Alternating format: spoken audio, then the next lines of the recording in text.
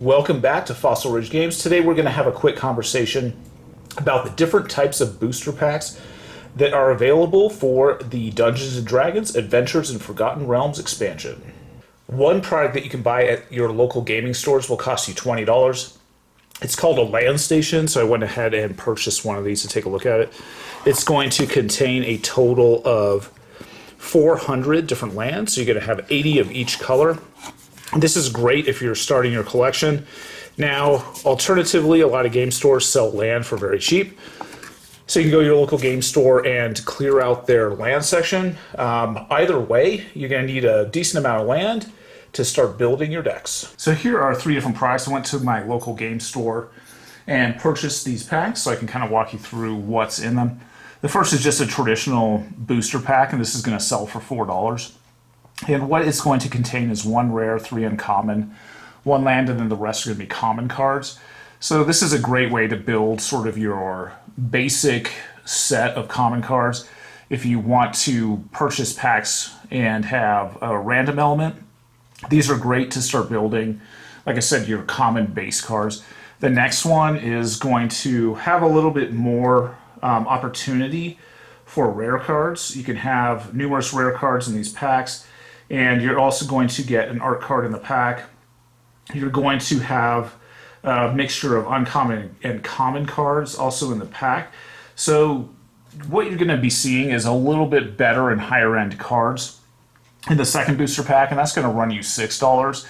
Now the one on the right, and this was a little bit intimidating when I saw this at the game store, this pack ran $30 for simply one pack.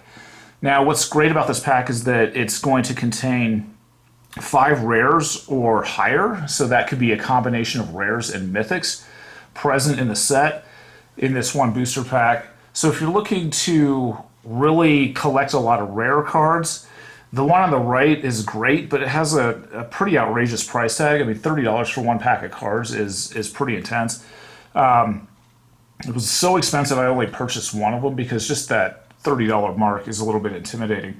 So as you can see, if you're trying to build your collection and you want to do it in a random manner, there's 3 different ways that you can do it. Probably the easiest way is the one on the left. You're going to get the most cards for your money. You're going to get a set of uncommon and common cards, which are going to form the core of your deck. If you have a little bit more expensive taste and you want to dive into more of the rares, and some of the rares and mythics, then the pack in the middle and then the pack on the right is the option for you. So I'm going to go ahead and just open one of these packs.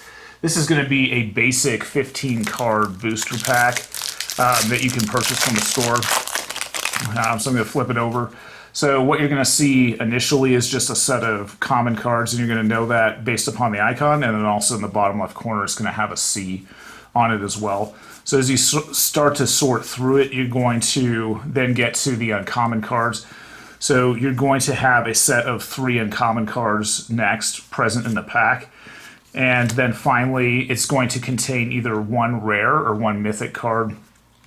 And next we're going to move in. It contains a foil card, which is fantastic. And then it also has a land card.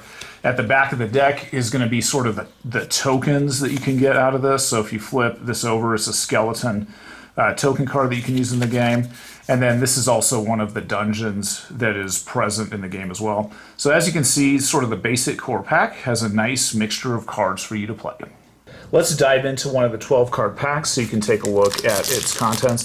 It's going to contain a series of artwork cards, and these are kind of cool if you're a collector. So right on top of the pack, we have the artwork card, and on the back side of it, they have these cool D&D stats if you're playing the role-playing game. So this is the Drider from the D&D role-playing game, and you can see the stats, all the different ability scores, hit points, and armor class. And then also at the bottom of the card, it tells you what number it is out of 81. So this set has 81 different unique artwork cards. You can't play them in the game, but it's something that's collectible that appears in the set. Next, we're going to see a collection of common and uncommon cards. So as I start sifting through, I come across a green dragon. This is pretty cool. It doesn't have a border, so this is sort of a different style of artwork as well. So this is pretty cool. You're not going to find these in the original booster packs, the 15 card ones that I just opened. So this is kind of special artwork that you're going to find, and you can play these in the game as normal. So I'm going to keep sifting through this. Here are some more uncommons that are present, and in this case, I have 5 uncommon cards already in this pack. There's a 6th one, and then we hit the rare section. So in this case, we have 1 rare card, but we can have multiple sort of cards back here. So sometimes you're going to get a rare and a mythic, which I think is pretty cool. And then finally, you're going to get one of these shimmering foil cards per pack. And then as with the other booster pack, you're going to have these token cards, and on the other side are the dungeon cards as well. So as another example, here's another pack that I opened of the 12 card booster packs. And this one, what was kind of cool about it is that there is a rare and a mythic card that are present in the set. So if you want to try to increase the number of rares and mythics, the 12 card booster packs are a little bit more expensive, but you do have better odds at getting multiple rares. So if you're really looking for some of those rares and want to kind of invest more on the sort of heavy side, you can actually get numerous sort of better cards out of it. Finally, we have a 15 card collector booster, and this is a $30 pack that I purchased, and it can have numerous rares and mythics actually present in it. I've never opened one of these. I'm kind of excited to see what's in this pack. I'm going to go ahead and open it up. All right, so I'm seeing already that there's sort of multiple foils in here. I'm flipping through it. There is a collection of common cards at the front. Actually, everything so far is a foil, which is pretty interesting. That's pretty neat. So now I'm into some uncommon foils. So I've got numerous uncommons already. And now I have hit my first rare card, which is pretty cool. Next, we have yet another rare card with this sort of alternate artwork, and there's no border on this card. So that's pretty cool as well. Next up, we have yet another rare card without a border on it. And now we move into some commons. So Clattering Skeletons, these are some alternate artworks, some D&D-esque artwork. And now we've hit a mythic, which is pretty cool. And this one is really cool because it has an alternate border and it's a mythic card. Next up, we have an uncommon foil. It's a white dragon card. And we have a second mythic in the same pack. So the Book of Exalted Deeds. And this is a foil with the sort of alternate border as well. So these packs are pretty cool. And then at the end, we have a foil sort of token card slash dungeon card as well. So these $30 packs are pretty cool. If you're looking to harvest a lot of rares and mythics, I think this is the way to go. But this isn't for the faint of heart. When I checked it out on Amazon, a box of boosters of this was like about $200.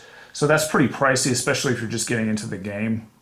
I recommend that just really sort of ardent collectors kind of look into this. I could see game stores, opening several boxes of these and then just reselling everything on the interior of the pack. I think they could make probably a decent amount of money off the singles, but for the most part, I think the 15 and 12 card booster packs are the way to go for a new starting player.